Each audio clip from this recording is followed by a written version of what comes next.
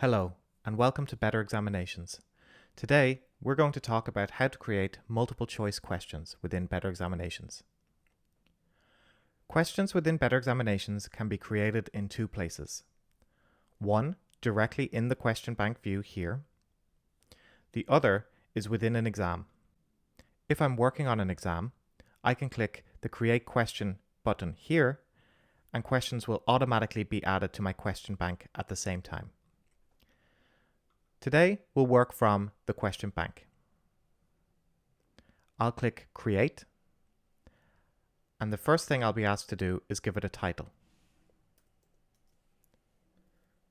I'll name it MCQ, but you should title your questions something that means something to you so you can find them again easier when searching. I'll click Add New, and then I'll be asked to choose my question type. Today, I'll choose Multiple Choice Standard. When creating a multiple choice question, the first thing I'm asked is to compose my question. Let's keep it simple today. From here, I can also add rich text as well as media if required. Next, I'm asked to input the options for student responses.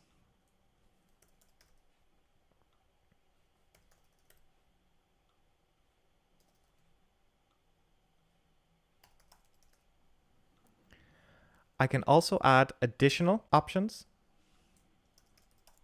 as well as remove options if required. Next up, I'm asked to choose how many points the correct answer is worth. I'll choose 5. Then I'm asked to select my correct answer. Today, the correct answer is blue.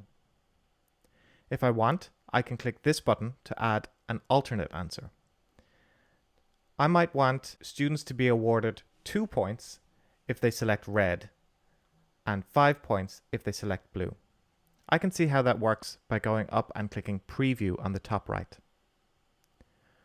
When I preview my question, I can see it as a student would when taking the exam, but I also get some added features up the top to let me know how my question is working. When I click blue, you can see that I'll get the full 5 points out of 5. When I select red, you'll see I'll be awarded 2 points. And if I select either of the other options, I'll be awarded 0 out of 5 points. I can also click the Show Answers button to be shown which is the correct answer. Let's switch back to edit mode. The other options underneath the correct answer are multiple responses and shuffle options. If I enable multiple responses, it means that students can select more than one answer. So if I set it like this, it means that students must answer blue and red to be awarded the full 5 points. I'll keep it with multiple responses disabled for now. Shuffle options means that when students start the assessment, the responses to this answer will be in a shuffled order. So no two students will necessarily see their responses in the same order. Next up, we have more advanced scoring options. I can disable scoring entirely if I want this question to be used just for practice usage. We also have penalty points. When penalty points is set to 0, it's disabled. If I were to set penalty points to 1, it means that if students get an incorrect answer, they will get -1 points from their overall score. Let's go up and preview and see what that looks like. So in this case, if I select red, I'll be given 2 as before, and blue will give me the full 5 out of 5. But if I now select green or yellow, I'll be awarded -1 points out of 5.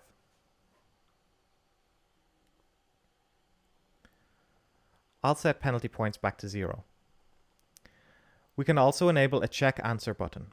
This allows students to check that they've got the right answer before continuing. When the check answer attempts is set to 0, it means that students have an unlimited number of tries to check their answer. If we set it to 1, it means they can only check their answer once. I'll set it to 0. Next up, we have scoring type. In multiple choice questions, you'll want to use the exact match almost all the time. There's more details about other scoring types in the documentation linked in the description below. Finally, I can choose to disable auto-scoring. If I want to manually score this question, I can turn off auto-scoring here. I'll turn it on for now. Next, we have minimum score if attempted.